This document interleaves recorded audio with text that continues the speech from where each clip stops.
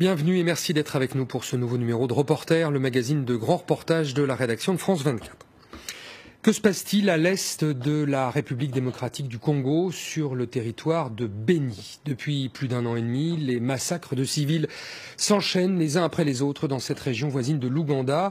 Régulièrement, la population est frappée par des tueries à l'arme blanche, jamais revendiquées, qui ont fait plus de 1000 victimes et secoué le pays, tant il semble que rien ni personne ne peut les arrêter. L'armée congolaise annonce régulièrement des plans d'attaque contre le groupe des rebelles islamistes ougandais de l'ADF, sans que jamais ces hommes, présents sur le territoire depuis plus de 20 ans, ne soient totalement chassés. Les forces armées congolaises sont pourtant accompagnées par 3000 hommes de la MONUSCO, la plus grande mission de l'ONU au monde. Alors nos reporters ont voulu savoir ce qui empêchait ces militaires de protéger les habitants de Béni. Existe-t-il des collusions entre l'armée congolaise et les rebelles? L'ONU a-t-elle manqué à sa mission de protection des civils par ses lourdeurs administratives et sa peur d'envoyer ses troupes au combat? Leur enquête révèle les failles d'un système sécuritaire à bout de souffle. Béni, la sale guerre des casques bleus, c'est un reportage de Charles Emtaz et Peggy Bruguère pour France 24. Vu du ciel, le parc des Virunga correspond à l'image que l'on s'en fait. Une forêt émeraude où vivent encore en liberté une colonie de gorilles. C'est aussi le sanctuaire de groupes rebelles qui sèment la terreur à l'est de la République démocratique du Congo, comme ce matin à Eringeti, une ville en bordure de la jungle. Lui, c'est le seul qui avait une Kalachnikov. C'est un Maï-Maï? Maï-Maï, oui. Les Maï-Maï, c'est l'une des 40 milices qui peuplent le Nord Kivu.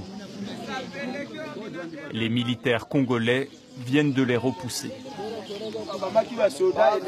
Ils ont essayé de nous jeter des pierres, mais on les a tués. Nous, l'armée, on est là. Tous ces gens-là vont disparaître, vous voyez? Bravo les gars. Surtout, restez bien dans le secteur. Restez dans le coin. Curieuse attaque de Maï-Maï venus des villages voisins combattre à coups de pierre des militaires lourdement armés. Les quelques prisonniers sont exhibés ici avec leur arsenal dérisoire. Nos chefs nous ont donné du sable et des cailloux en disant que ça pouvait devenir une bombe. Mais maintenant, je vois bien qu'ils nous ont menti. D'après les villageois, cette attaque de Maï-Maï ne doit en fait rien au hasard. Si les militaires d'Eringeti ont été pris pour cible, c'est qu'ici, beaucoup pensent qu'ils collaborent en secret avec les plus grands massacreurs de la région.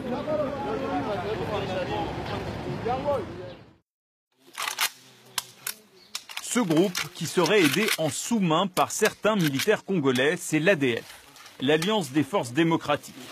Des islamistes venus de l'Ouganda voisin et qui rêvent d'en renverser le président. Durant les années 90, le Congo est pour eux une base arrière accueillante, depuis laquelle ils recrutent avec un discours sommaire. En marchant, vous devez penser à Allah. Vous devez faire la prière de la gâchette. Connaissez cette prière? Récitez-la. Si vous récitez bien ça, vous savez que Dieu est avec vous, il ne peut rien vous arriver de mal. Quand vous tuez, ne vous dites pas que c'est vous qui tuez, c'est Allah qui vous guide.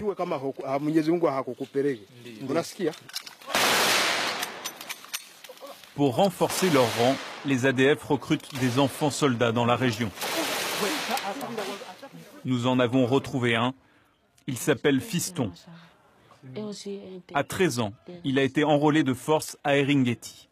Là-bas, à la forêt, on forme, nous les enfants, on tue les hommes à l'arme et blanche. C'était les machettes et les marteaux. On va te dire que aller tuer cet homme, tu dois aller seulement. Il tue vraiment les hommes. Il te coupe la tête, surtout souvent. Et la main aussi. C'est comme ça. Tu l'as vu, ça? Oui. Ces scènes d'horreur débutent fin 2014 à Eringeti, quand la RDC se décide à chasser les ADF. Les massacres s'enchaînent avec une régularité de métronome. Pas moins de 120 tueries en un an et demi et près de 1000 victimes civiles. Face à l'horreur de ces pratiques, la région se vide. Un tiers des habitants d'Eringeti seraient partis. Le père Jérôme a vu ses paroissiens déserter peu à peu son église. Bon, vous savez que les prêtres fuient les derniers. Hein? Ils ne peuvent pas fuir les premiers. S'ils fuient, alors c'est tout le village qui va partir. Et je suis sûr que le jour où je vais partir, le village sera désert. Le père Jérôme est révolté. Non seulement les villageois fuient les ADF, mais en plus, ils craignent les militaires congolais, car certains profitent de la menace rebelle pour commettre des exactions. Cette femme, ici à droite, a vu son mari assassiné par des hommes d'un bataillon d'Eringeti qu'on appelle les hindous. Ce sont les hindous. Ça veut dire quoi les hindous? Les hindous, ça doit être des militaires. Il dit que ce sont des militaires qui sont sur place. Des militaires qui gardaient, c'est ce qu'elle dit. Militaires congolais donc? Militaires congolais. Et comment on peut expliquer que des militaires de votre pays tuent des gens de votre pays? Voilà, c'est là le problème. Personne ne comprend. Parce que d'après elle, ce ne sont pas des ADF. Peut-être que ce sont des militaires qui se transforment en ADF. Mais d'après ce qu'elle donne comme témoignage, elle dit que réellement c'était des militaires des hindous. Hindous, ce ne sont pas tous les militaires congolais, mais une brigade stationnée à Eringeti, régulièrement accusée d'intelligence avec les ADF. Malgré les suspicions, la vérité n'a à ce jour jamais pu être établie. Il y a eu un procès pour juger les assassins? Qui peut faire un procès au Congo? Les droits de l'homme au Congo, en tout cas au niveau des militaires, ça n'existe pas. Parce que si vous osez le faire, on peut vous tuer. Tout le monde a peur d'être tué, on ne veut pas se sacrifier. C'est pourquoi on préfère se taire. Est-ce qu'il y a eu un procès? Non, pas de procès. On l'a tué sans procès. Quel est le pacte qui lie certains militaires et des rebelles d'ADF? Nous prenons cette route de bitume qui longe la jungle où opèrent les ADF. À 30 km d'Eringeti, nous voici à Oicha, une vaste bourgade.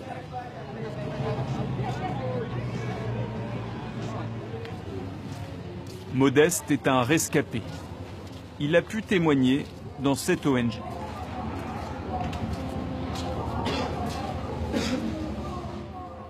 Ils les ont coupés ici.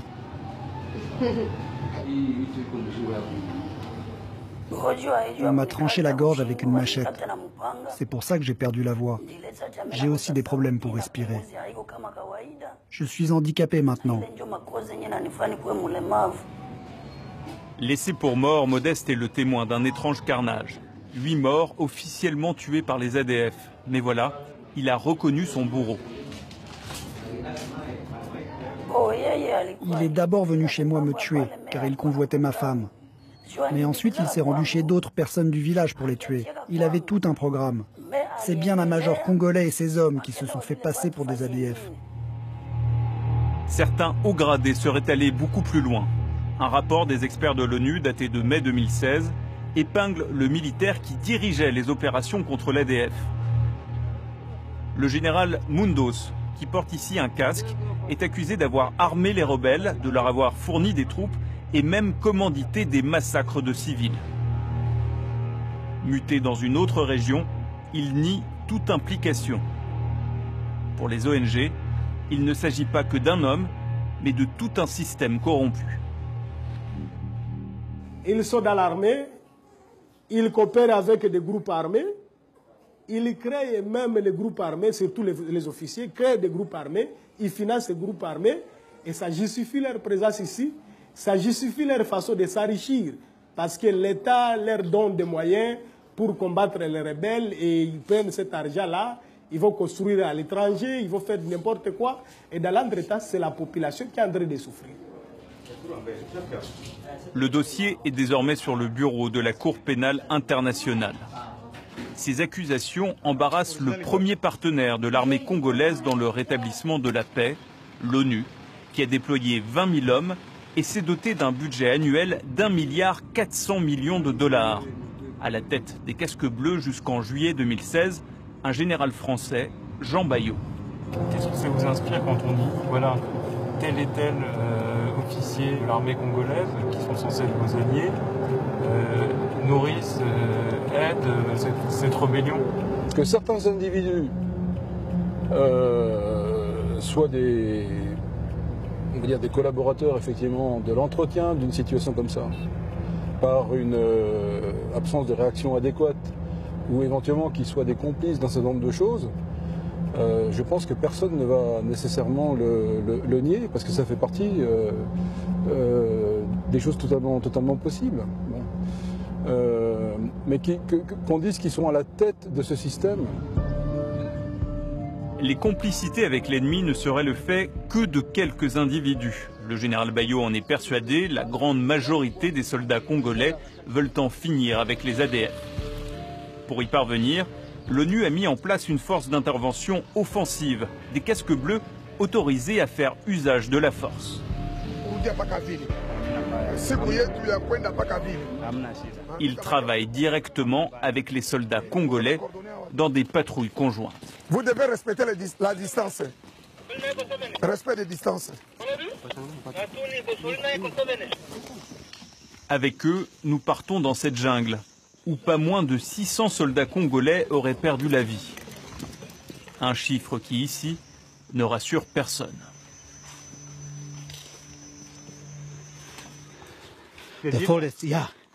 C'est très dangereux, cette forêt. Il y a des snipers partout. Oui, c'est pas bon par ici. Nous sommes au cœur du territoire qui abrite depuis 20 ans les ADF. Au sommet d'une colline surplombant la jungle, voici une de leurs anciennes bases. Le camp d'Atokaka, qu'occupent désormais les casques bleus et les forces congolaises. Mais l'ennemi n'est jamais bien loin. Hier, les ADF nous ont attaqués par le nord et aussi par le sud. Mais on a réussi à les repousser. Ils sont repartis dans la forêt. Pour les sentinelles de nuit, distribution de grenades. Le moment le plus dangereux, c'est la nuit. On n'y voit rien. Les soldats de la force offensive ont une technique bien à eux, la défense. Il n'est pas loin de 18 h quand le talkie-walkie du commandant commence à crépiter. Un drone de l'ONU a repéré des mouvements suspects dans la forêt. Mais pas besoin d'aller vérifier. L'artillerie s'en charge. Qui le sert action vous reçoit?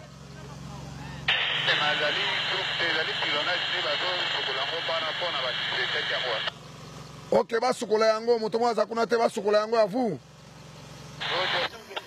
40 minutes plus tard, les canons de l'ONU entrent en action. Ok, fanya kwa hiyo. Aningani. En 1 heure, 25 coups de canon seront tirés contre les ADF. Les images n'existent pas. Les troupes n'iront pas chercher les corps. Drôle de guerre où l'ennemi reste toujours invisible.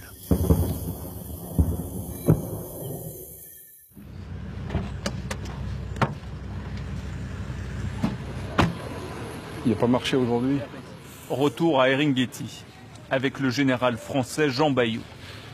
Aujourd'hui, il vient s'expliquer devant l'administrateur de la ville. Bonjour, comment allez-vous? Ça va bien? Ça va bien. Chaque jour, on entend un bombardement par-ci, un bombardement par-là. Mais on se demande bien où peuvent tomber toutes ces bombes.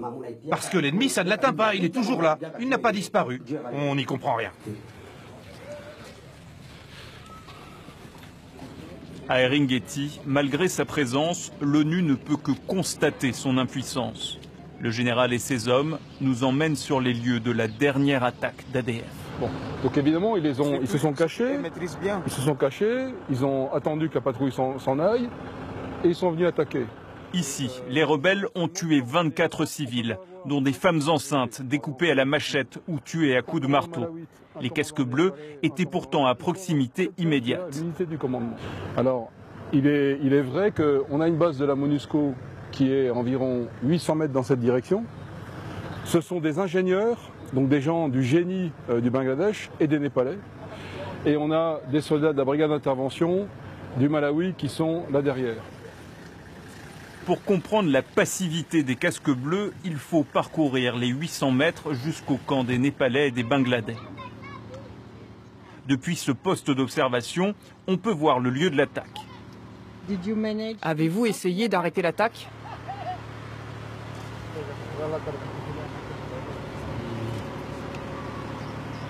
Silence gêné des casques bleus.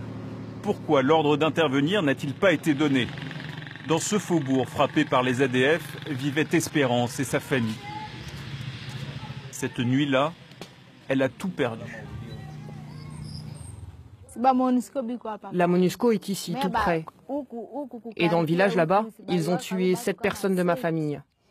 Mon père est la 8e victime. Je voudrais que les soldats de la MONUSCO partent. On continue à tuer ici. Ils ne servent à rien. Pour les casques bleus népalais censés protéger la famille d'Espérance, le moment est venu de renouveler leur contingent. L'occasion d'une grande fête qui réunit le gratin de la force internationale. Merci pour tout ce travail et bonne chance pour la suite. Des médailles, une parade et pas un mot sur les échecs de la mission. En RDC, l'ONU compose avec des troupes qui rechignent au combat, alliées à une armée congolaise aux jeux troubles. Mal protégée, la population a perdu tout espoir.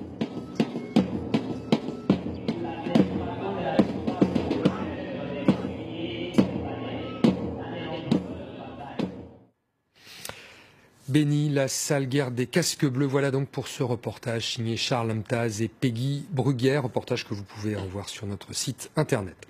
C'est la fin de cette émission. Merci de l'avoir suivi. On se retrouve la semaine prochaine pour un nouveau numéro de Reporter sur France 24.